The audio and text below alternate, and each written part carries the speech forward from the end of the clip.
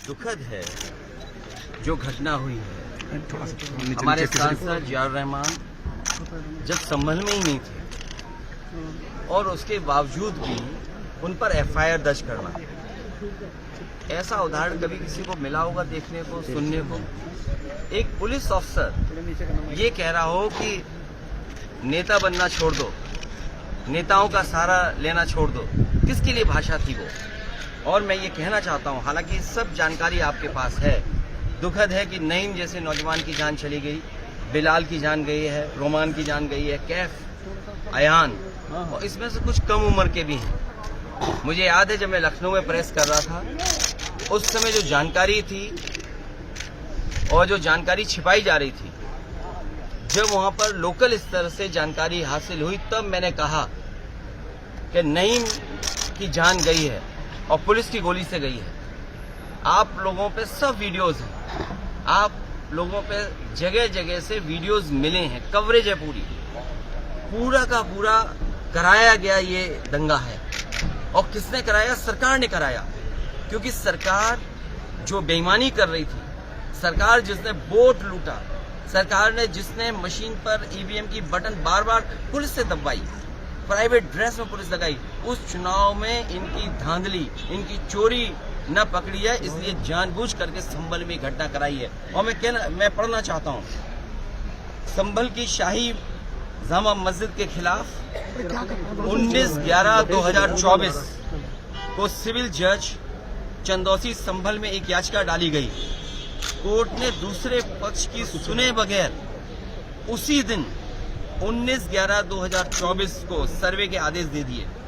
ताज्जुब तो इस बात का है कि ऑर्डर मिलने के बाद ही संभल के जिलाधिकारी, संभल के पुलिस अधीक्षक आदेश को पढ़े बगैर 2 घंटे बाद ही सर्वे के लिए पुलिस बल के साथ शाही जामा मस्जिद पहुंच गए।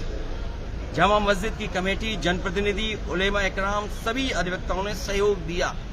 जिस समय पहली बार सर्वे हुआ है और कोर्ट के आदेश के बाद पूरा का पूरा सहयोग, जो भी वहां जिम्मेदार लोग थे, जो भी जिम्मेदार वहां पर मौके पे थे, सबने सहयोग किया। जिलाधिकारी संभल और पुलिस अधीक्षक संभल ने 2.5 घंटे सर्वे के बाद कहा, अब सर्वे पूरा हो चुका है और अब रिपोर्ट कोर्ट को भेज दी जाएगी। दिनांक 22/11/2024 फ्राइडे को जुम्मे की नमाज के लिए लोग नमाज अदा करने के लिए जामा मस्जिद पहुंचे, लेकिन पुलिस प्रशासन ने बैरिकेडिंग लगा दी ताकि लोग नमाज न पढ़ सकें। उसके बाद भी लोगों ने संयम बरता, नमाज अदा की और किसी प्रकार का विरोध प्रदर्शन नहीं हुआ, किसी तरह की विरोध नहीं हुआ। 29 तारीख को कोर्ट की अगली तारीख तय थी। शाही जामा मस्जिद की कमेटी और मुस्लिम समाज के सभी लोग कोर्ट के केस की पैरवी के लिए तैयारी कर रहे थे, परंतु दिनांक 23 तारीख को रात पुलिस प्रशासन द्वारा कहा गया कि 24 तारीख को यानी अगले दिन सुबह को दोबारा सर्वे किया जाएगा। आखिरकार पहले एक बार सर्वे हो गया। ये आदेश पुलिस प्रशासन को किसने दिया कि दोबारा सर्वे आपका होगा, जब पहले सर्वे में सब लोगों ने सहयोग मदद की, पूरा सर्वे हुआ, किसी को आपत्ति नहीं थी सर्वे पर, लेकिन जानबूझ करके आगे शाही जामा मस्जिद की कमेटी और अधिवक्ता ने कहा कि एक सर्वे तो मुकम्मल हो चुका है, अब दूसरे सर्वे की क्या आवश्यकता है। कोर्ट के आदेश का हमने पालन कर दिया, अगर दूसरा सर्वे करना है तो दोबारा आदेश करवाएं, कोर्ट के आदेश के बाद हम दोबारा सर्वे करा देंगे। लेकिन जिलाधिकारी संभल और पुलिस अधीक्षक संभल ने कोई सुनवाई नहीं की और तानाशाही दिखाते हुए और सुबह के वक्त से पहले शाही जामा मस्जिद आ गए। शाही जामा मस्जिद कमेटी और मुस्लिम समाज के लोगों ने फिर भी धैर्य रखा और दोबारा सर्वे के लिए अंदर ले गए। सर्वे के दौरान करीब 1.5 घंटा बाद जब जनता को सूचना मिली तो वो इकट्ठा होना शुरू हो गए। लोगों ने सर्वे का कारण जानना चाहा तो सर्कल ऑफिसर ने उनके साथ गाली गलौज की और लाठीचार्ज करवा दिया, बुरी तरह से जख्मी कर दिया।